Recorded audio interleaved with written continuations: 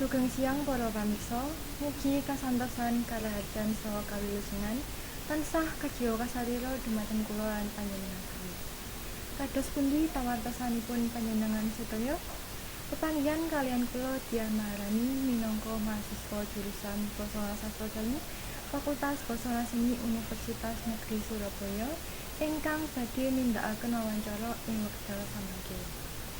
Inggih para pamirsa, wawancara samangke inggih menika kanthi tema pangupa jiwanipun piantun Jawi minangka pepantanipun budaya Jawi lan kanthi topik Satyan S. Puter minangka pangupa jiwanipun tiyang Jawi wonten ing Kelurahan Banaran, Kecamatan Kertosono, Kabupaten Nganjuk lan kanthi narasumber Bapak Nurkhalid. Panjenenganipun inggih menika tiyang ingkang Satyan S. Puter ingkang pidalem wonten ing Kelurahan Banaran, RT 11 RW kalih, Kecamatan Kertosono, Kabupaten Nganjuk lan kanthi yuswa 58 taun. Lan wawancara sakmangke badhe ngonceki babagan Satyan S. Puter wonten ing Kelurahan Banaran, Kecamatan Kertosono, Kabupaten Nganjuk. Lan wawancara samangke badhe medal babagan bab kawontenan bab pangupa jiwa, pepelampahipun lan kawontenanipun pangupa jiwa Satyan S. Puter wonten ing Kelurahan Banaran, Kecamatan Kertosono, Kabupaten Nganjuk.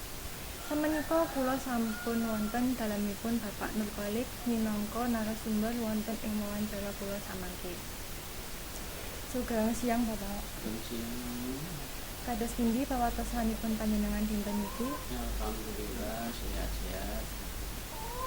Makaten Bapak, kula badhe nyuwun tulung dumateng panjenengan supados kersa dados narasumber kula wonten ing wawancara kula samangke.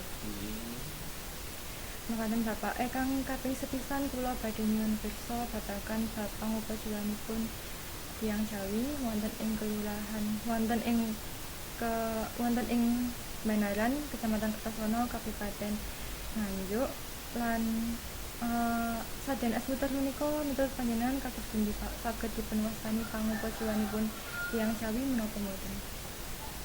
Yen Satyan S. Puter menika dipunwastani pangupa jiwanipun tiyang Jawi kirang leres. Ingkang leres nggih kleresan kemawon pas kula menika Satyan S. Puter. Tiyang kathah ingkang usahanipun ing pados rezeki utawi pados pangupa jiwa niku sing dipun Satyan S. Puter. Lajeng pitakenan kula ingkang salajengipun inggih menika sinten ingkang nindakaken pangupa jiwa kasebat Pak? Sing nindakaken Satyan S. Puter niku rumiyin bapak kula yang sepak kula menika mulai tahun 1951 niku sampun usaha utawi pados pangupa jiwa kanthi Satyan S. Puter. Kleresan sederek kula 8 ingkang gesang sederek kula niku wonten 8 kleresan ingkang Satyan S. Puter namung lan kula Satyan S. Puter menika sampun kula wiwiti mulai tahun purun desa Bangsal tepatipun tanggal 11 Agustus dintenipun Rebo Wadi tahun 1900. Lajeng pitakenan kula ingkang salajengipun inggih menika wonten pundi pangupa jiwa kasebut dipuntindakaken lan wiwit kapan pangupa jiwa kasebut dipuntindakaken Pak? Menika sampun kula sebutaken kula usaha utawi kula pados pangupa jiwa Satyan S. Puter niku tepatipun utawi leresipun namung ten Jalan Kadya Subrata, Jalan Ahmad Yani, Jalan Setiadi, istilahipun Jalan Protoko. Ten kelurahan Mbah. Kula mulai Satyan iku medal saking Riyon itu jam 10:30 siang. Alhamdulillah mangke jam 1 utawi jam 1:30 menika sampun wangsul. Terus kula Satyan iku namung medalaken medal kali jam. Lajeng kados pundi asilipun saking Satyan S. Puter menika Pak? Alhamdulillah hasilipun menika lumintu. yen damel kebetahan sak dinten kali istri kula saged tasih kirang saged kula abdul saged kula damel menapa-napa kebutuhanipun tiyang gesang ten alam dunya. Nggih Pak, sekawan pitakenan kala wau ngengi Bapak Ngoko Jiwa nipun tiyang Jawi. Samenika kula badhe nyuwun pirsa malih ngengi tata lampahipun sadean Es Puter. Miturut panjenengan kados pundi tata lampahipun sadean Es Puter wiwit saking Kutisyaka, Tedhi Leksana lan Tedhi Purwanipun Pak? Nggih menika mulai kula miwiti damel Es Puter menika mulai jam 6 enjing mecahi klopo. Sampun mecahi kula marut tapi nyelepaken kula bersih, manten kula bersih kula puter. Nek manten puter dados kula istirahaken. Terus kula mulai kerja kae mulai kandhang gawe istilahipun menika mulai jam 6 niku pun mulai kae klopo bersih mangke jam 9 puter, jam setengah 11 budal, jam setunggal kali jam setengah kali langsung. Pitakenan ingkang salajengipun inggih menika menapa kemawon piranti uga uberanten ingkang dipun ginakaken salebetipun sadean Es Puter Pak? Pirantinipun sadean Es Puter niku mboten kathah. Alatipun namung gos istilahipun. Terus gos meniku dipun lebetaken tong. Nah, antawisipun gos kalih tong niku dipun paringi es batu kaliyan sarem. Terus gosipun niku diputer-puter. Kula dipun nastani Es Puter memang damelipun menika dipun puter. Nggih Pak, menika kala wau pitakenan kula ngengi Bapak Ngoko Jiwa kaliyan bab Tedhi lampahipun. Nah sakniki kula badhe nyuwun pirsa malih ngengi kawontenanipun sadean Es Puter wonten ing Kecamatan Kertosena, Kabupaten Nganjuk menika Pak. Alhamdulillah sadean Es Puter niku kula lampahi mulai tahun 2000 ngantos samenika niku sampun kalih tahun lumingku. Aslinipun nggih cekap kangge budaya kula kali kula. Lajeng miturut panjenengan kawontenanipun ing dinten samenika lan ing dinten tembe kados pundi Pak? Kula sadean Es Puter mulai awal ngantos sakmenika niku lintu kemawon. Terus mboten wonten istilahipun tambah rugi mboten.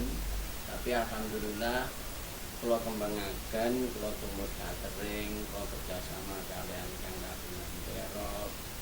Terus perkembangan pasturan itu langkung rembuka. Tapi liwat kagem prasmanan, kagem tiyang kagungan kersa.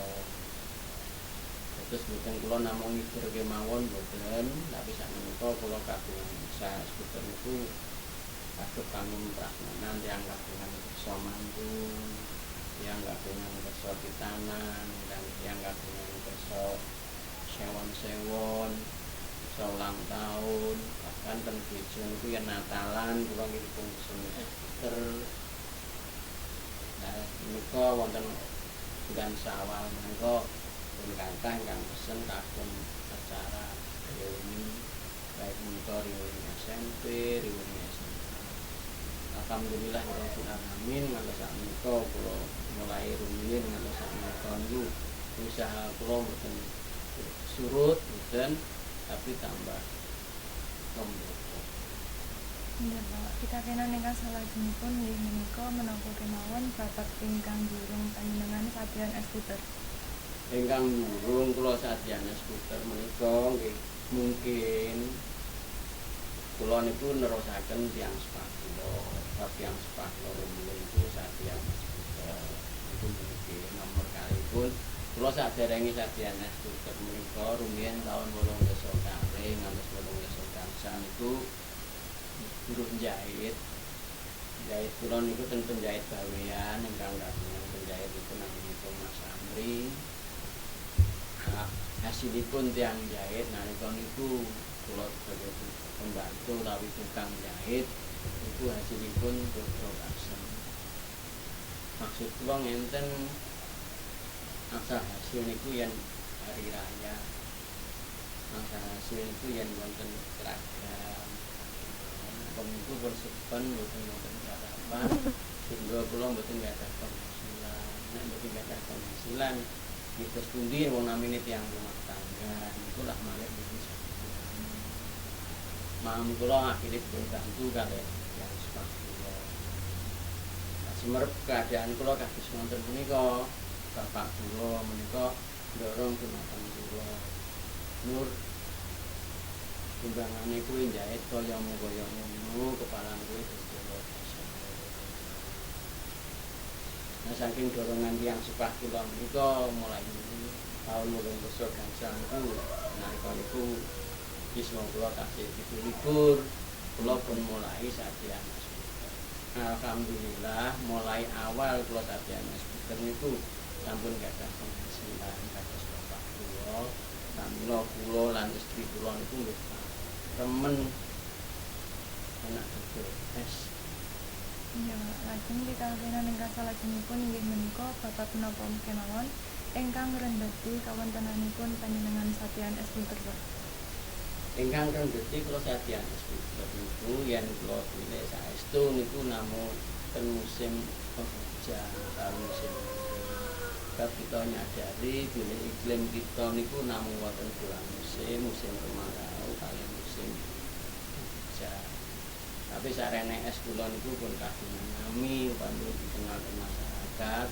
Senajan to rendreng niku nggih sik lampah utawi kasih lajeng pokokipun jawahipun niku sak minggulipun jam 1:30. Nek jawahipun ketinji nggih es kula nggih pen ya kula sing tapi yen kula timbang-timbang rendhetipun kalih wancahipun iku kathah.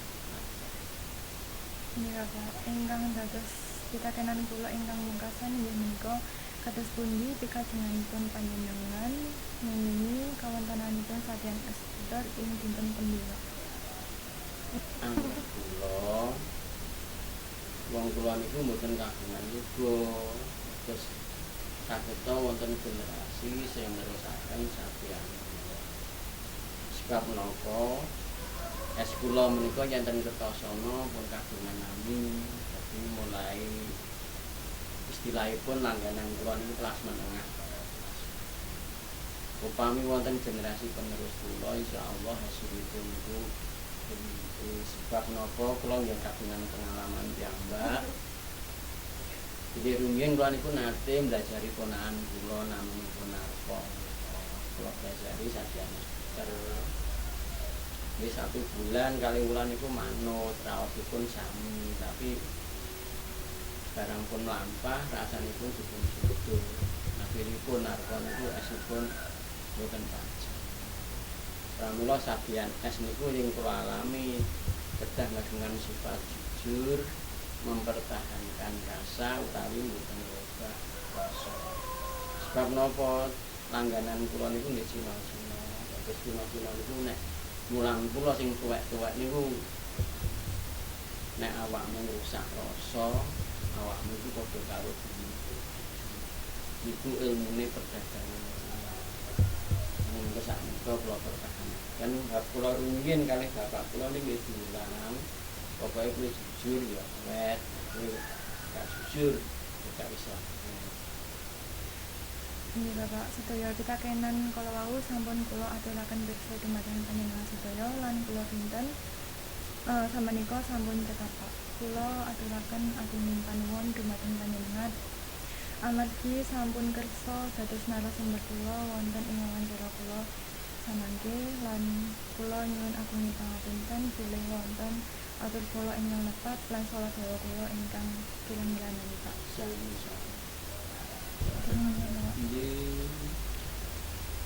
Inggih para pamirsa, niku wau wawancara kula kalian Bapak Nur Khalid minangka narasumber wonten ing wawancara kula kala wau. Lajeng saking wawancara kala wau kanthi topik Satyan S. Puter minangka pangupajiwanipun tiyang Jawi wonten ing Kelurahan Baneran, Kecamatan Kertosana, Kabupaten Nganjuk menika saged dipun dudut inggih menika Satyan S. Puter tasik wonten ngantos sakniki lan ugi wonten alangan-alanganipun. Lan saking wawancara kala wau kula ugi nggadhahi pangarep-arep supaya sadeyan eksputer wonten ing Kelurahan Menaran Kecamatan Kertosono Kabupaten Nganjuk menika saged langkung ngrembaka malih lan saged wonten lan para pamirsa kula ngaturaken agunging panuwun dumateng panjenengan ingkang sampun saring kawigatosan dumateng kula lan kula aturaken agunging pangapunten bilih wonten salah bawa kula ingkang kirang meranani lan atur kula ingkang lepat. Cekap semanten wawancara kula ing dinten samenika mugi kita saged tetanggihan malih ing wekdal sanèsipun. Kula Dian Maharani, sugeng siang.